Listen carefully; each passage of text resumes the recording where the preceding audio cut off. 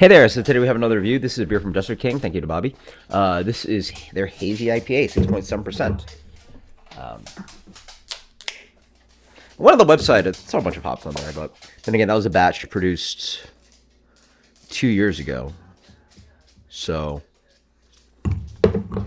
things have to change, like especially with like newer hops, like contracts and recipe adjustment. Like I don't know. I can't imagine it's the exact same, exact hops that they use.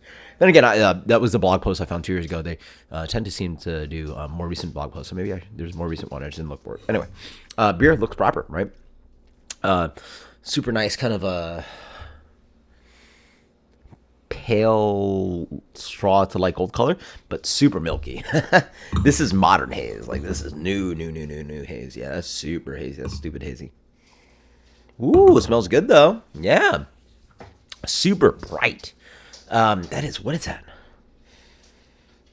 It smells a little bit thiolized, maybe. Well, I don't think there's actually like extra thiolized yeast or extra product in here, but could be some Southern Hemisphere hops. Most likely Southern Hemisphere hops. I think I saw Nelson on the website.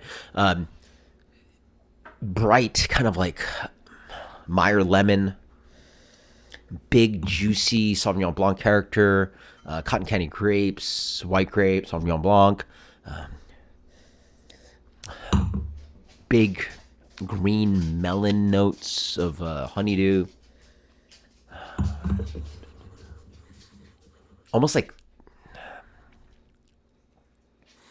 longan and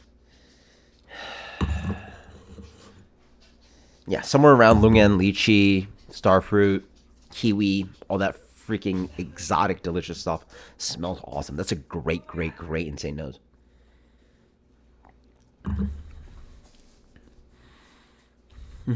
Okay.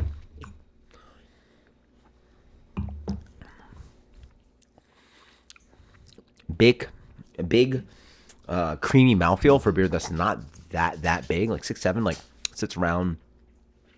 I think I feel like, a lot of hazy IPAs try to jump where 6.7's like okay-ish for what American IPA. Hazy IPA, I find like they push it towards like 7.5, right? Like bordering on double IPA. 6.7, quite nice. Big creamy mouthfeel. Though quite flabby. I want to say that maybe worked acidification could have helped to make the beer pop a little bit more. It just seems like, yeah, definitely quite flabby, like low in pH.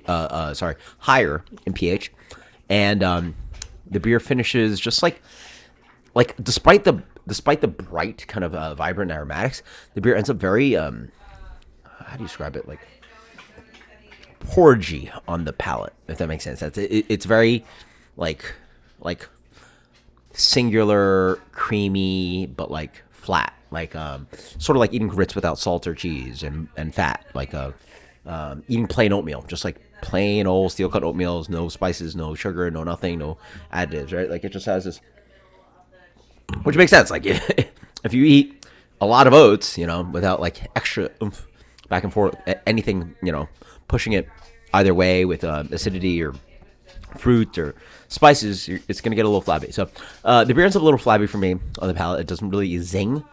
I'm curious about the finished pH on this beer. Maybe that's one of my complaints about it. But it also has a little bit of chalkiness on the back end. But thankfully no hop burn. I don't know a steady hop burn. So quite nice beer. So thankfully it doesn't have like the flabbiness is like cool. That's just like a characteristic about the beer. That's a criticism about the beer, but that's just like it's not a flaw, right? Like the hop burn and the big chalkies, like that makes the beer undrinkable. This beer is just like fine because of that. Like it smells amazing, it tastes okay to good. It tastes good. It tastes good. It tastes good. It actually tastes good. Sure, I'll go with that. Yeah. I drink it more. I get more of this kind of like beautiful light melony character in that Sauvignon Blanc hit up front, but it's very flabby. And then it does definitely now, as I wait more, have a little bit of hop burn and a little bit of chalkiness, but like not too intense. So I might actually finish this guy. It's not bad. Sorry, it's actively good. Like, not bad is like such a bad like statement to say beer for a beer that's actually good.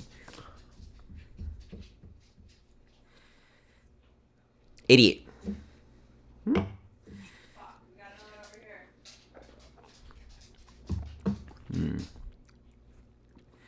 Let's go 89. Sure. Jester King, Hazy IPA. That's good stuff. Awesome. Until next time, guys. Cheers. Later.